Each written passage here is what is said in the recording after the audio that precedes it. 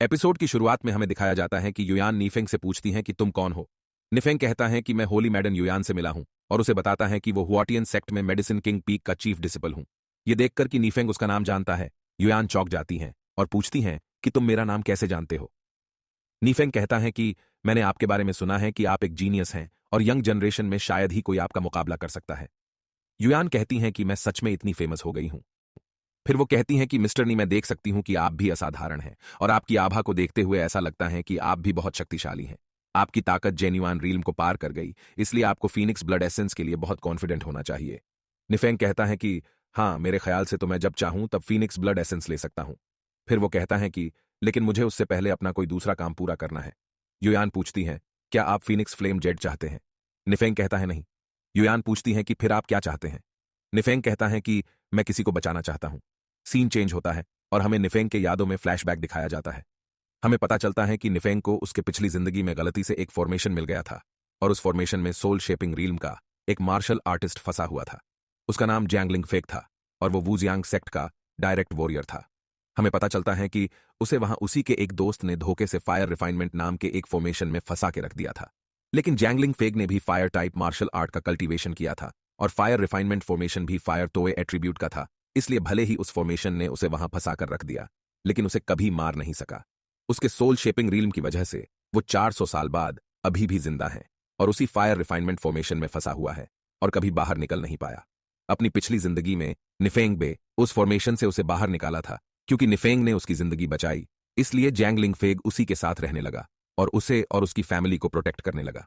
वो कई सालों तक उसे प्रोटेक्ट करता रहा, जब तक कि एक बार निफेंग को बचाते हुए हुआटियन सेक्ट के एक मार्शल किंग के हाथों अपनी जान नहीं दे दी। निफेंग अपने फ्लैशबैक से बाहर आता है। वो सोचता है कि अगर मैं जैंगलिंग फेग को बचा लूंगा तो वो मेरे बैकअप के तौर पर काम कर सकता है। वो सोचता है कि इसके अलावा जैंगलिंग फेग बहुत टैलेंटेड हैं और वो पक्का मार्शल किंग बन सकता है और वो मेरी ताकत को बहुत बढ़ा सकता है। युयान पूछती हैं कि क्या यहां सच में कोई इंसान फंसा हुआ है? नीफेक कहता है कि चाहो तो मानो वरना मत मानो। मेरे ख्याल से अगर तुम्हें विश्वास नहीं होता तो शायद तुम मेरे पीछे ही नहीं आती। निफेंग कहता है कि अगर तुम्हें मुझ पे डाउट है तो तुम वापस जा सकती हो और फीनिक्स फ्लेम पाने के लिए अपनी तैयारी कर सकती हो। युयान कहती हैं कि फीनिक्स फ्लेम पाने से ज्यादा मुझे यह जानने में दिलचस्पी है कि तुम सच बोल रहे हो या झूठ, और फिर वो निफेंग का पीछा करने लगती है। कुछ देर चलते चलते आखिरकार वो लोग एक गुफा के पास पहुंचते हैं। युयान अपने मन में सोचती हैं कि ये इस सीक्रेट गुफा के बारे में कैसे जानता है। ऐसा लगता है मानो ये यहां पहले भी आ चुका है।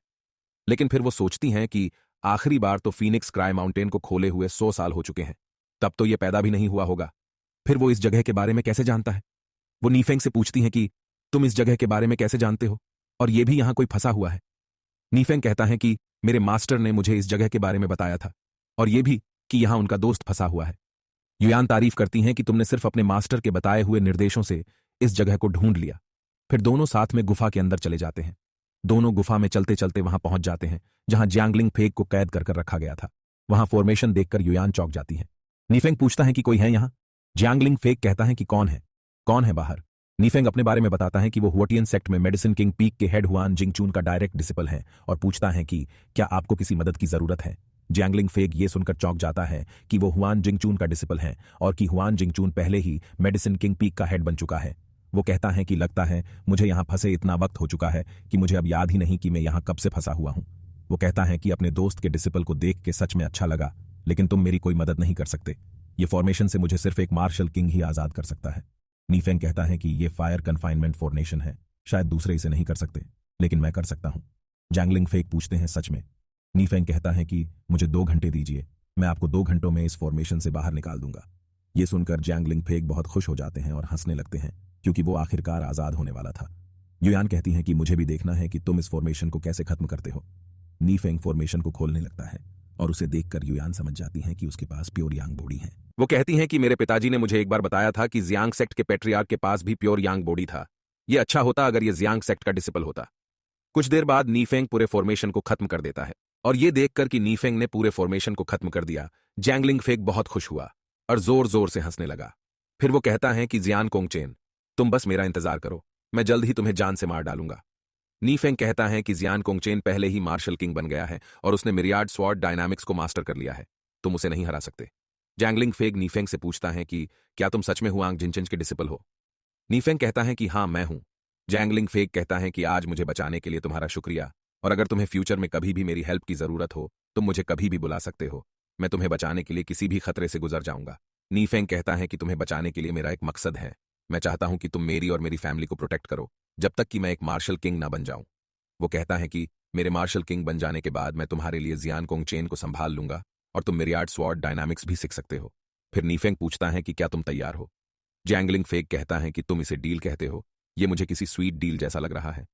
वो कहता है कि ठीक है, मैं तुम्हें और तुम्हारी फैमिली को प्रोटेक्ट करूंगा, लेकिन मैं अब बहुत बूढ़ा हो गया हूं। तुम्हारे मार्शल किंग बनने से पहले ही शायद मैं मर जाऊंगा। नीफेंग कहता है कि तुम्हें ज्यादा इंतजार नहीं करना होगा। 10 सालों में मैं मार्शल किंग बन जाऊंगा, या फिर ज्यादा से ज्यादा 30 साल। ये सुनकर युयान कहती हैं कि तुम अभी तक सोल शेपिंग रील में नहीं पहुंचे हो और तुम कह रहे हो कि तुम 30 सालों में मार्शल किंग बन जाओगे। नीफेंग कहता है कि होली मैडन युयान, हम एक शर्त क्यों नहीं लगाते। अगर मैं 30 सालों में मार्शल किंग बन गया तो मैं जीतूंगा, और अगर नहीं तो आप जीतेंगे। युयान कहती हैं कि ठीक है, मैं तैयार हूं, लेकिन जीतने वाले को क्या मिलेगा। नीफेंग कहता है कि जीतने वाला हारने वाले से अपनी कोई भी एक चीज करवा सकता है, और हारने वाले को उसे मना करने का कोई हक नहीं होगा। युयान कहती हैं कि ठीक है, डील। और फिर यही ये एपिसोड एंड हो जाता है।